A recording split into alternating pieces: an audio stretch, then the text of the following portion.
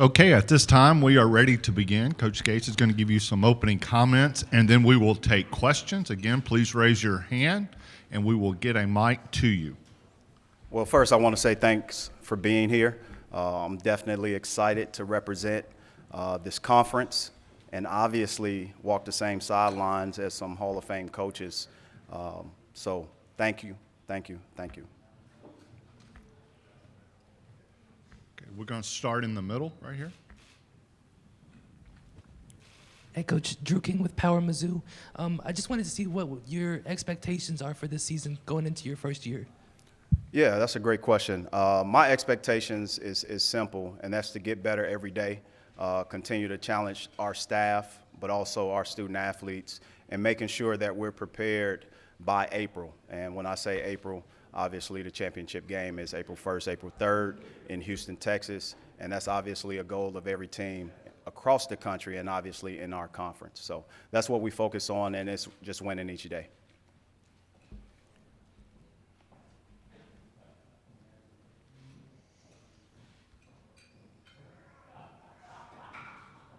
Great. Oh, we have a great day.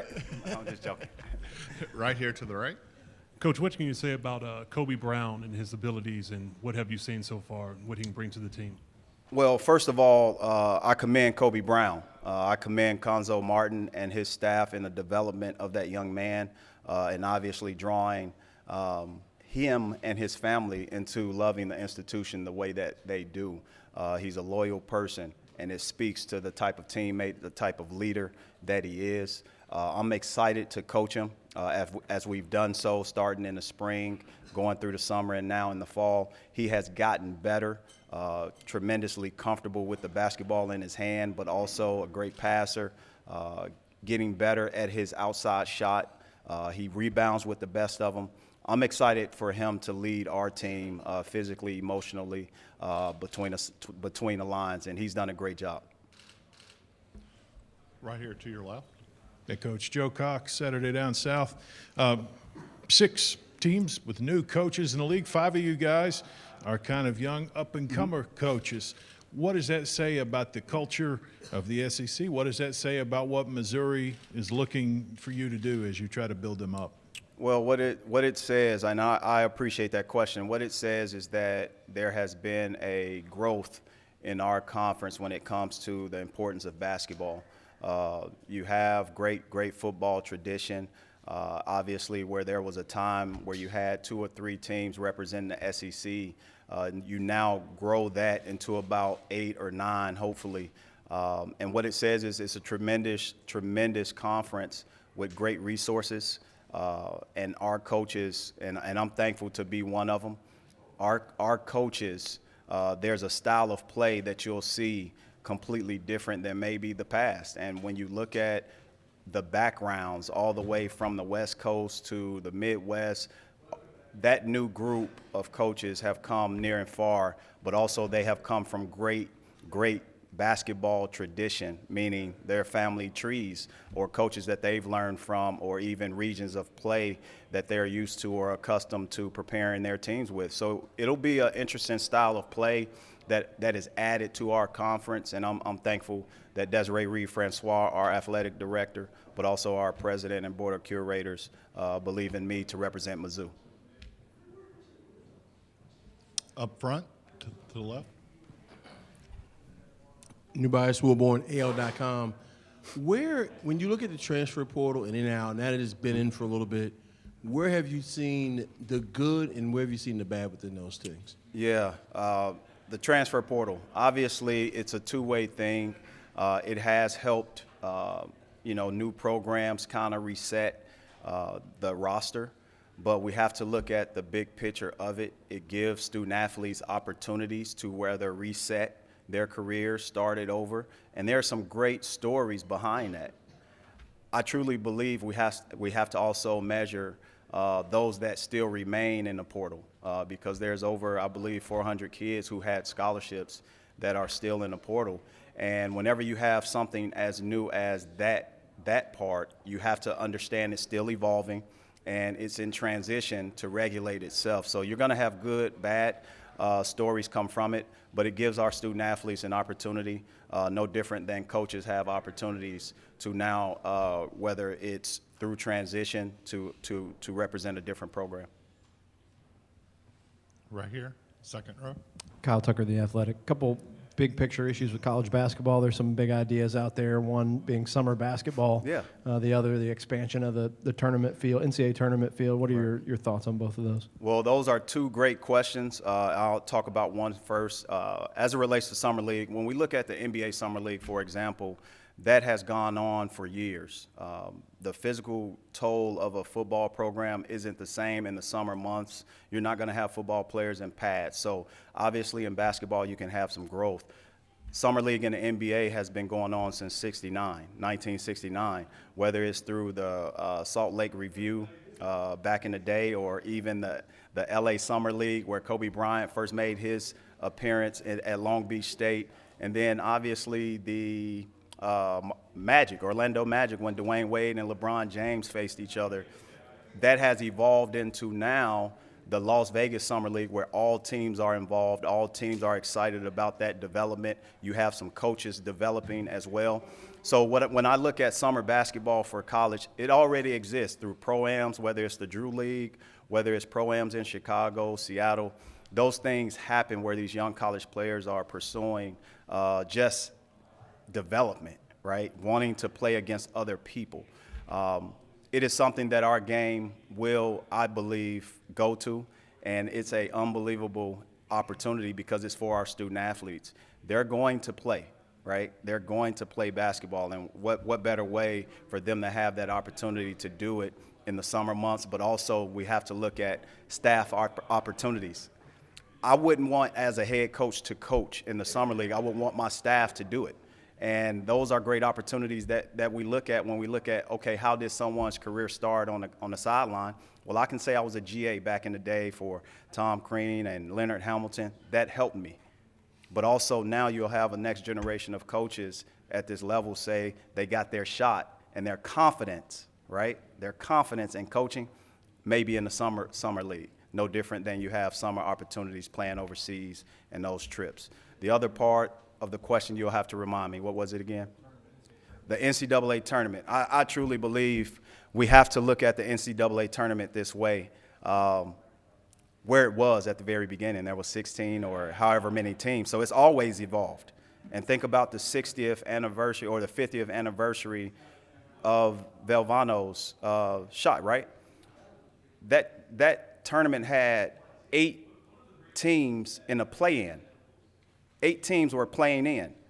Princeton was the only team that won its 12th seed game once they got into the field. But there was a preliminary round. So it's always expanded, always. It's just time now to give that opportunity another look and maybe grow. I would like to see it double, to be honest with you. That's just me, because I truly believe there are some great coaches who are left out of the tournament. There are some great players that we have not seen on that platform that we'll now see, right? And there are some great games already existing with some unbelievable excitement, and I think there's more out there for us to have. So I'm all for it because it creates an opportunity not just for our fan base, but for our game, for our tournament to grow, but also for the development of referees, right? I think that matters. Referees matter. That matters. Our game of basketball being in a different cities of that caliber of tournament, those things matter. And you have coaches who sometimes are graded on if they're going to make a tournament or not. We're in a transitional business, and whenever you can have that transaction meet the realities, I believe it's on its way. And I appreciate that question. Right here. Hi, Dennis. Kevin Skarbinski with the SEC blog. You mentioned doing? Kobe Brown earlier. Yeah. His dad, obviously a very successful high school coach here in the state of Alabama. Absolutely. Have you seen that influence on Kobe, his father's influence, and could you see Kobe himself being a coach one day?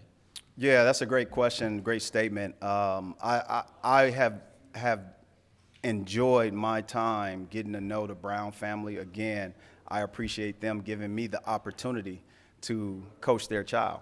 And whenever you look at a coach, it's a sacrificial position, and you have to also look into the home.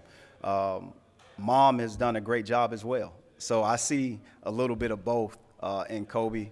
I see Caleb Brown as well in terms of the younger of the sibling. And they, too, are unbelievable young men. I truly believe they will be coaches at some point in time, well after they retire from the game of basketball. But I see the influence of not just mom, I see dad, and vice versa. So thanks for the question. Here in the middle. Coach, obviously a lot of newcomers on this year's team. How have you yourself and the rest of the team prepared for what you're going to see in the SEC? Great question. I've always respected the conference, the coaches, and the competition doesn't just start inside the lines. It goes into the recruiting. When I was an assistant in the ACC, we've recruited against SEC teams, and that's when the games are sort of won. If you can sort of win those recruiting battles well before it begins. And I'm excited to share the same sidelines as the Hall of Famers that exist, because I truly believe there are several Hall of Famer coaches in our conference. And to have the opportunity to compete while leading a program, impacting young men on the court, off the court, it's a dream come true. I stand on the shoulders of my mentors, Leonard Hamilton, George Raveling. They've instilled in me a lot of things. I've played for some great coaches, Ben Braun, Ricardo Patton. I've been there, so I've seen sort of how they've done things, and I'm excited to lead my program here, our program. And the biggest thing that comes out every day is our staff. I believe our staff collectively is a great staff. We have Charlton Young as my associate head coach. We have David Nutt, longtime head coach, SEMO, Arkansas State. We have Kyle Smith-Peters, as well as, some other guys on our staff. And that's where the programs obviously we analyze it, but sometimes that's where the games are won and lost with your staff, with your recruiting, and putting it all together, and we're doing a good job. Right here to your right. Yep. Dennis, Joe Goodman, AL.com. You mentioned recruiting, so I'll just ask, have you already had to go up against Oklahoma and Texas, on the recruiting path, and how do you think the addition of those two teams are going to affect the SEC? I don't think that's been addressed here today yet. Well, I would look at it this way. My focus is not on where the league will be next year or the year after or the year after that. I have to put all my energy and time right here, right now, in our conference where my feet are. But those are great institutions, and it wasn't just a basketball decision or a football decision. Those are some great institutions with great people heading the way in their programs, but also leading the institution as a whole. So I can't comment on that. I haven't researched it, but I do think our leadership did a great job of expanding, no different than keeping up with where college sports or college alignment is altogether. Back here in the middle. Coach, just to go back to my last questions, Yep. for the players currently on the Yep. team, how are you setting expectations for what they're going to see playing against this level of competition? Yeah, so what I've done is we have a series of captains. It starts with internal leadership. Kobe Brown is a captain, but we also have Nick Honor, who's represented here. He's a captain. He's a young man that's played at the highest level in the ACC. He's played in some hostile environments. He's been to the NCAA tournament, and that's an essential position. But we also have other young men in that role. You have Trago Million, who played at Cleveland State for me. He's won championships. You have a sense of a large contingent of guys who has had games, who prepared for teams and know what a scouting report looks like. We just have to continue to build our team dynamic, which is going to be essential to our success. And, the storm is coming, so to speak. It's not going to be easy, not for any team, but the team that I believe can keep it all together and get to the end collectively and lean on the tenets or even the mantra at the end will prevail, and you'll see those things happening, hopefully, in my program.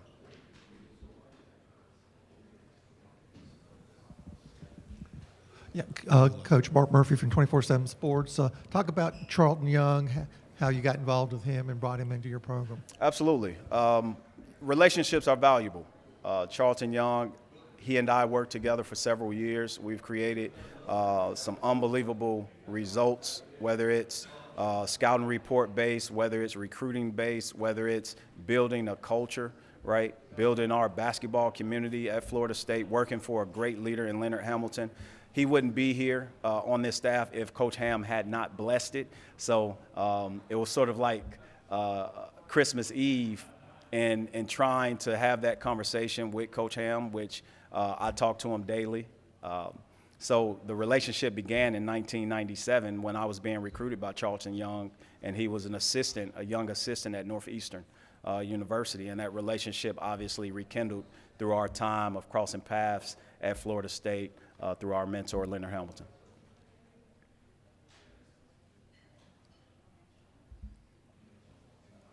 Any more questions? Okay, Coach, thank you. Well, thank you guys. Have a blessed day. Again, great to see you.